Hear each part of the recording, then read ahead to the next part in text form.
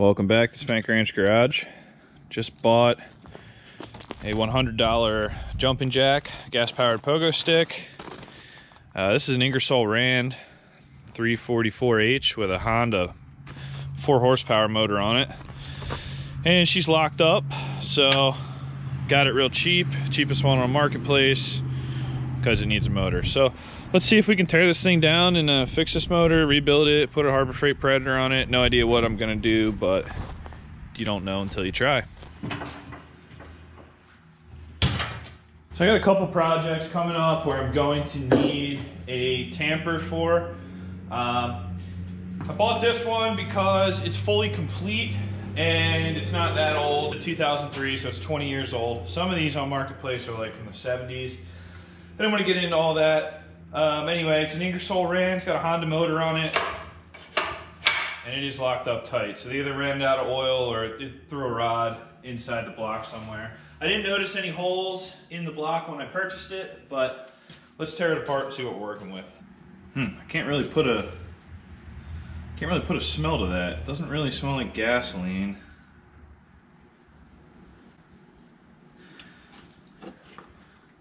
I don't think it's water because the thing hasn't run, so it wouldn't be milkshaked still. Not sure what that substance is. I'm gonna start taking some stuff off here just so we have a really good look at the motor.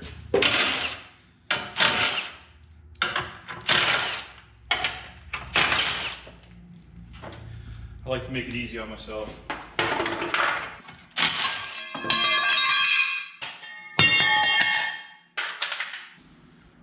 The plug doesn't look terrible. It's not smashed in. It's got actually a wee bit of rust on it, but nothing crazy. So I admittedly know nothing about these, but this is how you learn. I believe there's a clutch in here, centrifugal clutch, and I want to take the engine off of the jumper, so I'm thinking these 4 bolts here, these studs, will hopefully separate the motor, leave the clutch housing on the motor side. I'm not sure if anything else needs to come apart. I mean, they do give you this big access plate here. I haven't looked at a parts diagram for this yet, but we're gonna pull these 4 and see if the motor will come off and then go from there.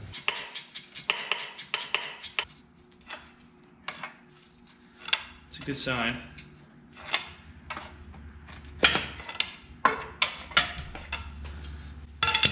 Beautiful.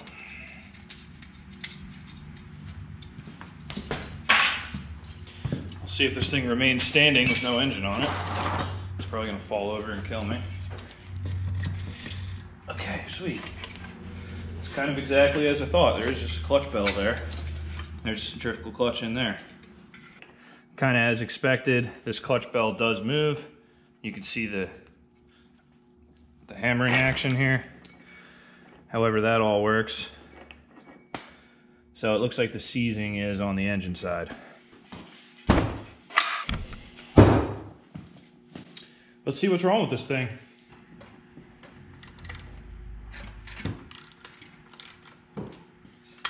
All right, well, it moved. I think it's got a broken rod or something. Something stops awfully hard. Very hard. Bottom end's gotta come apart.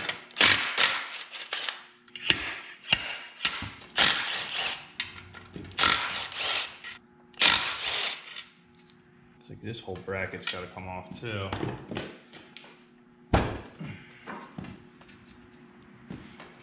Oh, come on. Why did they make you take all that off for that?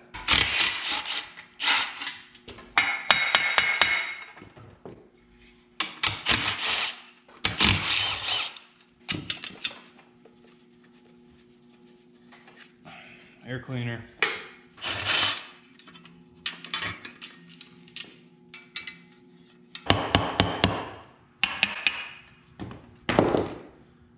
Danged. I'll be danged. There's a gear drive in here. Look at that. We got chains in here. Interesting. And it does not look like a gear reduction either, which is weird. It's just a 1-to-1. I guess that's just to center the power through the motor to balance this unit out, maybe. That's pretty interesting. I didn't expect to see that. That also answers a question that this probably isn't your standard lawnmower motor. Like this is definitely going to be proprietary. So putting a Harbor Freight motor in place of this is probably not realistic.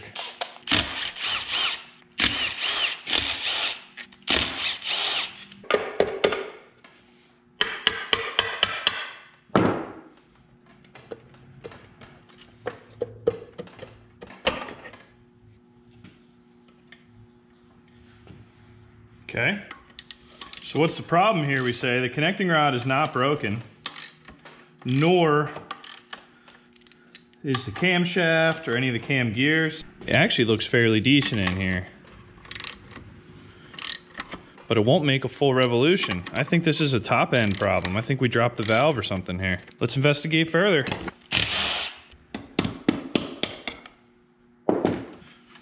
Looks like we had some water go down the intake port there. Oh yeah, the intake valve's all rusted up.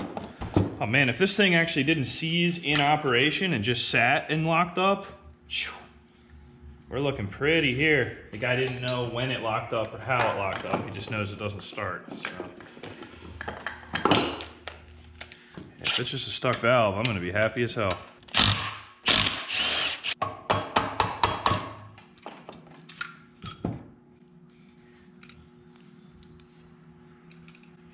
Okay, now what do we see? Just a cylinder ridge in here? She just rusted up tight? What's going on here?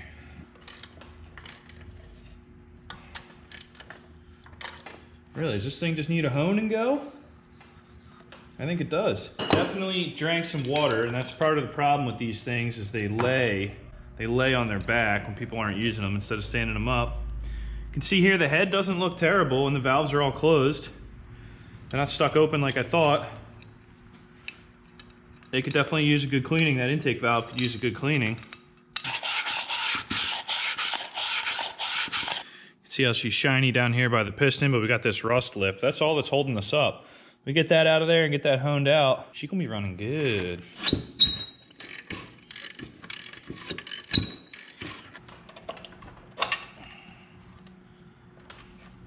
What a cute little piston and rod. All right, so I'm glad I took this out because there is some rust on the oil control ring and the top ring is rusted into the piston. So that's what we're gonna free up when we do this. We look good. You do have these watermarks, but you can't feel these with your finger. Oh wow, that's fine as is. It's ugly, but you can't feel those. You can see the second ring is only free on one side of it here. The rest is stuck, rusted in, and the top ring is totally compressed. There's the ring gap there. And she's rusted up in there. There it comes. So I'm gonna pull these rings out and clean the ring grooves. Ooh, that's tight. Gotta be very careful. You don't wanna break one of these rings. We're pretty far into the project with zero investment. We don't wanna start now. Just as I said that, I'm working the top ring out and it broke the darn thing. So now we gotta get parts. That's all right. Piston cleaned up really nice, no damage to it, no scoring. Before I order anything, I figured I'd better go through the carb as well, being that it has seen some water in here as well. Let's make sure we don't need any carb parts. Wow. That's the inside of the bowl. Fuel float valve actually still works. I expected that to be locked up. Carb definitely needs a good cleaning, but looks like it'll be okay. It's hard to tell if the water came in through the intake valve or came in through the carburetor, or maybe a little bit of both. You never know. Here's some of the identifiers. All right, so I'm on Honda Parts Nation here, and this is an AR series motor. This is made specifically for rammers by Honda. So we'll hit the parts diagrams here. We know we need a set of piston rings. Number 1 on the diagram, standard. We haven't bored the thing out. Add one of these to the cart. A head gasket. Number 5 is the gasket, $8. Throw that in the cart. Carburetor, I want to get a new bowl gasket because that thing looked pretty bad. Bowl gasket number 2. So it's interesting that this is shown as a reduction. I counted this as a 1-to-1 gear, but maybe it is a reduction. All right, so all the parts we need in the cart, we're looking at about 60 bucks delivered. So let's go ahead and get that rolling. Let's try to pop that out.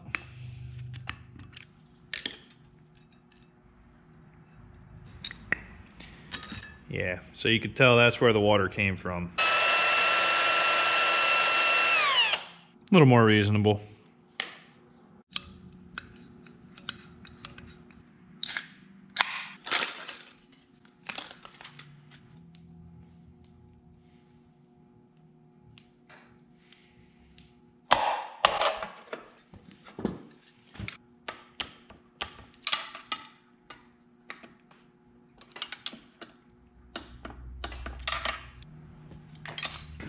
On here.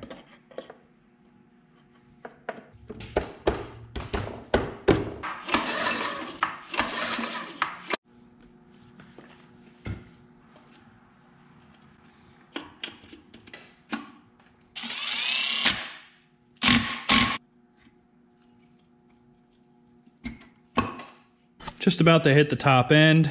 One thing I did notice, peeking in here, this flywheel is super rusted up. And the magnets that are gonna fire that coil look pretty crappy. With it being how annoying it is to take all this apart, I'm gonna pull this cover and clean that up while we're this deep. Don't forget your little lash caps here. These little suckers like to go bouncing.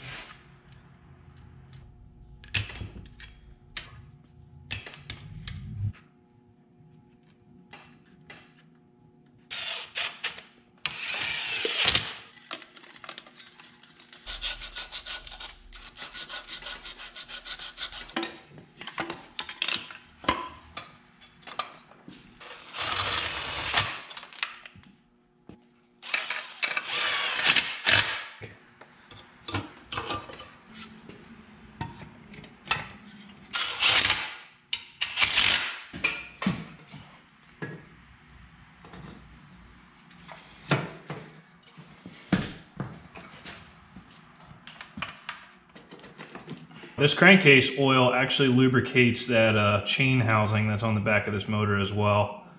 This probably takes a smidge more oil than a standard Honda 120. So another disaster. This sediment bowl looks good. What is all that crap? That's a little worrisome. Wow.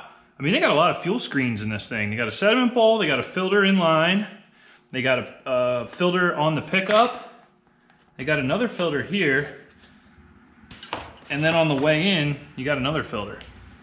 There's really no reason to crap these things up. I guess they just think people are gonna be very careless with them, which they are, but this is some really nasty stuff in here. It needs to get cleaned out.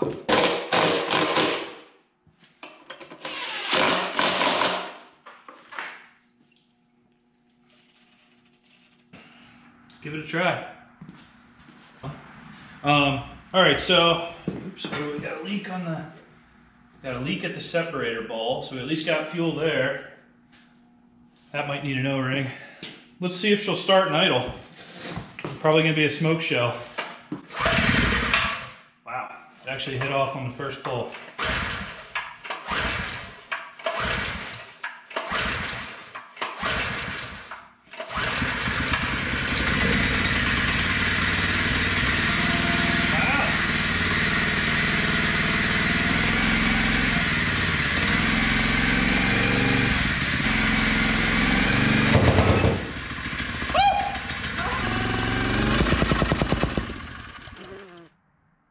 Like that.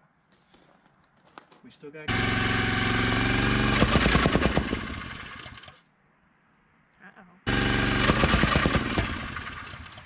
I knew we weren't going to get away that easy on this. So, you know, the inside of the carb was gross, and I cleaned it up, but I didn't spend an amazing amount of time on it.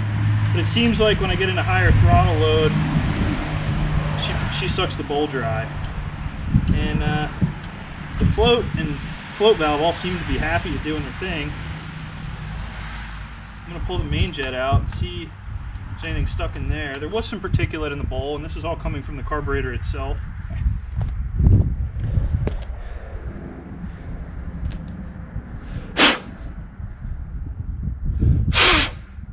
Getting pretty good at taking the carb in and out of this.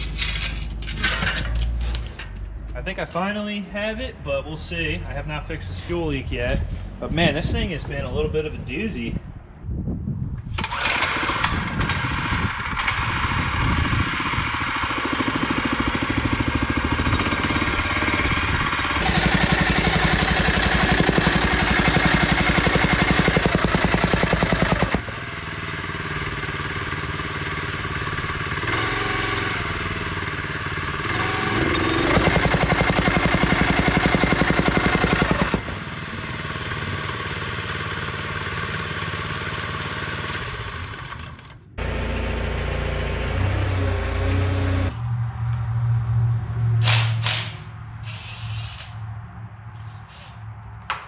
Ew! That's pretty nasty.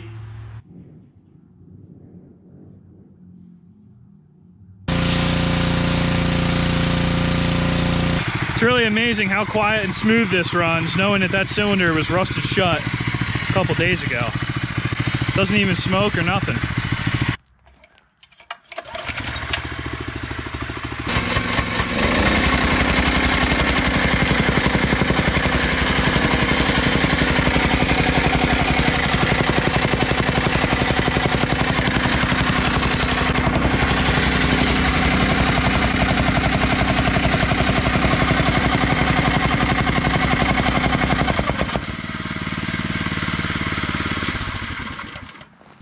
You can see that this rammer has offered excellent compaction on these cold sodas here.